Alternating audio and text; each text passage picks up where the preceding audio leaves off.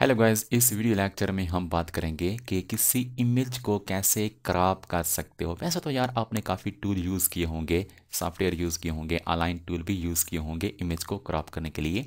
और ये आपने पावर पॉइंट में या एमएस वर्ल्ड में भी आपने क्रॉप किया होगा इमेज को।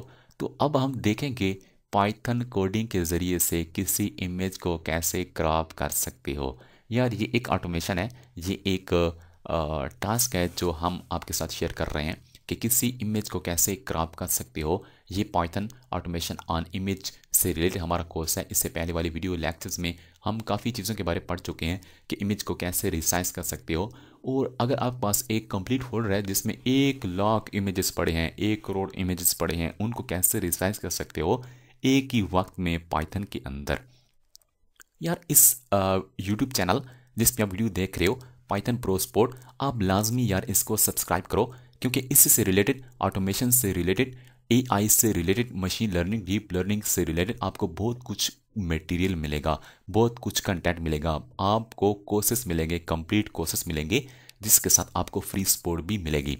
चलिए हम चलते हैं इसके एल्गोरिथम की तरफ कि इमेज को कैसे क्रॉप किया जाता है। उसके लिए कौन कौन से स्टेप्स आपको फॉलो करने हैं। उन स्टेप्स को आप फॉलो अगर करेंगे ना या सही तरीके से, तो आप इमेज को क्रॉप कर लेंगे।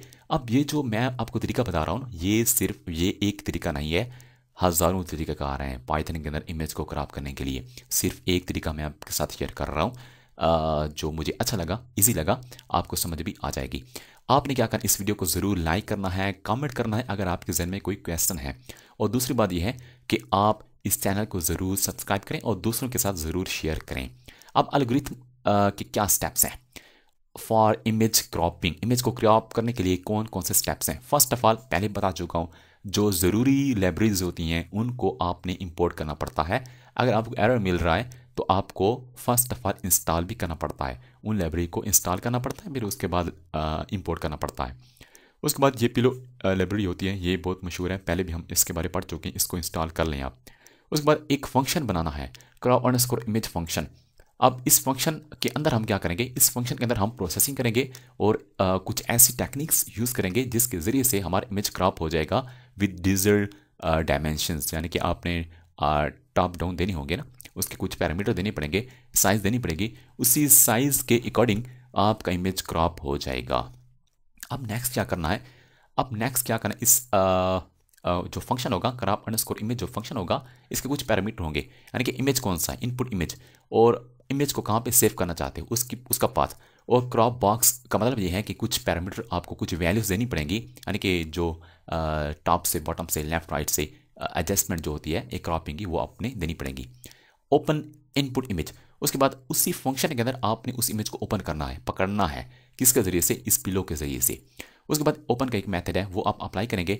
उसके बाद क्या करेंगे, उस इमेज को क्रॉप करेंगे, यानी कि फर्स्ट ऑफ ऑल ओपन करेंगे, इमेज को ओपन करने के बाद क्रॉप करेंगे। उसके बाद क्या करेंगे, क्रॉप करने के बाद आपने इमेज को RGB में कन्वर्ट करना है, अगर आपको उसकी ज़रूरत है तो। RGBA होता है, और हमारे पास कुछ कलर के कुछ कॉम्बिनेशंस होती हैं, RGB में हमने कन्वर्ट करना है इमेज को। उसके बाद हमने क्या करना है, नेक्स्ट क्या करना है, क्रॉप हो चुका है, बिल्कुल हो चुका है, उसके बाद उसको सेव कर लो। सेव करने के बाद आपने क्या करना है, अब ये देखें यहाँ तक तो ये क्या था, हमारा फंक्शन था, फंक्शन के इनसाइड थे, फंक्शन के इनसाइड थे। अब फंक्शन के जब बाहर आएंगे ना, तो आपने क्या करना है, फंक्शन के जब आप बाहर आएंगे तो इस फंक्शन को कॉल करना पड़ता है। इस फंक्शन को कॉल जब करेंगे, तो जब कॉल करेंगे तो इनकी वैल्यूज़ देनी पड़ती है। तो इसलिए फंक्शन से बाहर आके आपने क्या करना है, इनपुट जो पाथ है उसकी बात करनी है, आउटपुट पाथ और जो क्रॉप बॉक्स है, इन तीन पैरामीटर की जो वैल्यू है इस फंक्शन को देनी है। ये जो हमारे पास जो फंक्शन था, कहाँ पे पड़ा यार, ये जो फंक्शन था क्रॉप, कहाँ पे पड़ा यार, ये जो वेरिएबल्स होंगे ना, यानी कि इनपुट, यानी कि इमेज कहाँ पे पड़ा है, आउटपुट पाथ का मतलब ये है कि कहाँ पे सेव करना है, क्रॉप बॉक्स यानी कि top down bottom left right वगैरह, उनकी जो वैल्यूज है वो कौन सी है, ये आपने उस फंक्शन को देनी है। उस फंक्शन जब कॉल करेंगे तो ये चीज़ें आपने साथ में भेजनी है। उसके बाद perform image cropping, image cropping होगी, यानी कि उस फंक्शन को कॉल किया जाएगा। उस फंक्शन को ये देखें, क्रॉप अंडरस्कोर इमेज, इस फंक्शन को जब कॉल करेंगे तो ये चीज़ें साथ में भेजेंगे एज ए पैरामीटर, इसको देंगे। उसके बाद ये जो फंक्शन जब रन होगा तो प्रोसेसिंग स्टार्ट हो जाएगी और आपका जो इमेज होगा वो क्रॉप हो जाएगा। यार ये एक एल्गोरिथम है, एक स्टेप है, आप इस पे जोर मत लगाओ, इसकी रीडिंग मत करो। जो मैंने आपको बातें बताई हैं बस इतना ही काफ़ी समझो। उसके बाद VS कोड में जाओ और वहाँ पे देखो कोड कैसा है, कोड कैसे काम कर रहा है, कोड का फ्लो कैसा है, सिर्फ आप इस चीज़ को देखें। चलिए हम जाते हैं VS कोड में। VS कोड में जाके फर्स्ट ऑफ ऑल मैं क्या करता हूँ, फाइल को न्यू फाइल क्रिएट करता हूँ और इसको सेव करता हूँ। सेव करने के बाद ये हमारे पास है 04 और cropping image .py, image cropping के नाम से एक फाइल क्रिएट हो चुकी है। आपने फर्स्ट ऑफ ऑल लाइब्रेरी को इंपोर्ट करना है, देखिए इस लाइब्रेरी को फर्स्ट ऑफ ऑल आपने पिलो को इंस्टॉल करना है, उसके बाद इंपोर्ट करना है और इमेज क्लास, इसी इमेज क्लास के जरिए से हम इमेज को ओपन करेंगे और क्रॉप करेंगे। अब नेक्स्ट क्या करें, नेक्स्ट आपने एक फंक्शन बनाना है। अब ये फंक्शन कैसा होगा, देखें फंक्शन का नाम है crop_image। इस फंक्शन का नाम कुछ भी रख सकते हो क्योंकि जो हमारा टास्क है वो क्रॉपिंग से रिलेटेड है, इमेज की क्रॉपिंग से रिलेटेड है, इसलिए इमेज का जो फंक्शन का नाम है वो भी crop_image हमने रखा है। अब ये 3 पैरामीटर ले रहा है, यानी कि इनपुट इमेज पाथ, यानी कि इमेज कौन सा है उसका पाथ बताना पड़ेगा इसको, और आउटपुट कहाँ पे सेव करना है उसका भी बताना पड़ेगा। क्रॉप बॉक्स यानी कि डेल भी बतानी पड़ेगी, लेफ्ट राइट टॉप बॉटम की जो वैल्यूज़ हैं वो भी सेट करनी पड़ेगी। उसके बाद हम इस पिलो का यूज़ करके ये जो इमेज एक क्लास है इसी पे हम मेथड लगा रहे हैं, ओपन का एक फंक्शन लगा रहे हैं और ये एक पैरामीटर ले रहा है इनपुट इमेज। इस इमेज को ये ओपन करेगा, ओपन से मुराद ये है कि इसके अंदर जाएगा। अब अंदर जाने के बाद क्या करना है वो हम इसको बाद में बताएंगे। अब मैंने ये कहा इमेज को फर्स्ट ऑफ ऑल ओपन करो और उसको एक वेरिएबल में डाल दो।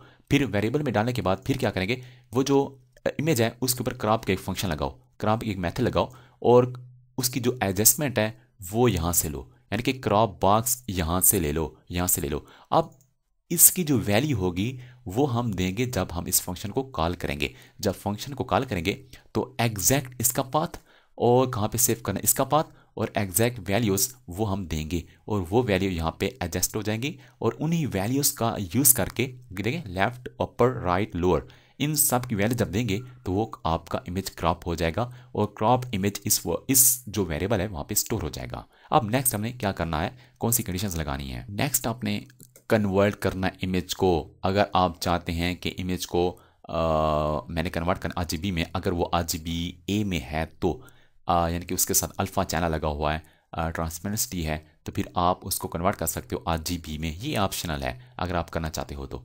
अब उसके बाद कन्वर्ट करने के बाद क्या करेंगे, उस इमेज को हम सेव करेंगे। कहाँ पे सेव करेंगे, इस लोकेशन पे सेव करेंगे और क्वालिटी उसकी जितनी रखना चाहते हो वो एडजस्ट आप कर सकते हैं। यानी ये चीज़ें ऑप्शनल, ये ऑप्शनल है, ये ऑप्शनल है। जो ज़रूरी है ना वो क्या है मैं आपको बता दूँ, ज़रूरी जो है वो इनपुट का बताओ, इमेज कौन सा है, सेव कहाँ पे करना है, उसकी डायमेंशन कौन सी हैं, लेफ्ट राइट टॉप बॉटम वो कौन सा है ये बताना। बस ये आपका क्रॉप करेगा और उस इमेज को सेव कर लो इस सेव मेथड के ज़रिए से, और कुछ चीज़ ना दो, आपका काम बिल्कुल हो जाएगा। अब क्या करते हैं, कुछ भी नहीं करते बल्कि कुछ करते हैं। अभी हमने इनपुट के बारे में बताना है कि इमेज कौन सा है इसको बताना है। अब बताएंगे कैसे, इस फंक्शन को कॉल करेंगे, एंड पे आके इस फंक्शन को हमने करना है कॉल।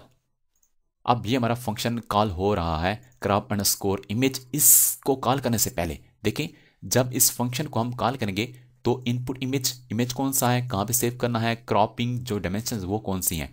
अब यहाँ पे देखो मैं कह रहा हूँ इमेज मेरा ये है, इनपुट इमेज ये है, आप उस इमेज का कंप्लीट पाथ आपने देना है क्योंकि ये वाला इमेज और ये जो फाइल है एक लोकेशन में है, इसलिए किसी और फोल्डर का नाम नहीं दिया। आप क्या कर सकते हो, आप उस फोल्डर का बता सकते हो ये फोल्डर है, उसके अंदर ये फोल्डर है, उसके अंदर ये फोल्डर है, उसके अंदर ये मेरा इमेज पड़ा है। आप कंप्लीट पाथ देंगे अगर आपका इमेज किसी और जगह पे पड़ा है। अब आउटपुट इमेज पाथ यानी कि आप कहाँ पे सेव करना चाहते हो और उसका नाम कौन सा रखना चाहते हो, उसका नाम मैं ये वाला रखना चाहता हूँ और इस इमेज को सेव ही इसी लोकेशन में करना चाहता हूँ। तो यार उसके बाद क्या करना है, आपने कुछ भी नहीं करना। उसके बाद उनकी डायमेंशंस बतानी है, लेफ्ट राइट टॉप बॉटम बताना है, crop_box और ये एक टपल में आप उसको बता दो।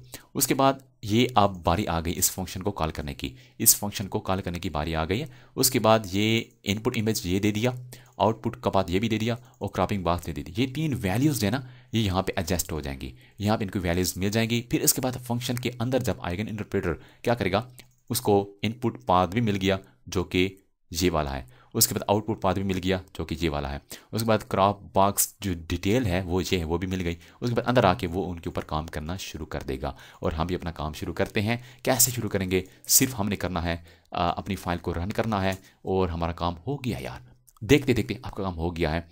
अब हमने क्या करना है, हमने सिर्फ चेक करना है आउटपुट इमेज, उसका नाम कौन सा था, ये वाला था, crop_image.jpg। देखें क्रॉप हो गया है। हमारी दी हुई जो डायमेंशंस थी, जो वैल्यूज थी, उसी की बेस पे इसने क्रॉप कर दिया है।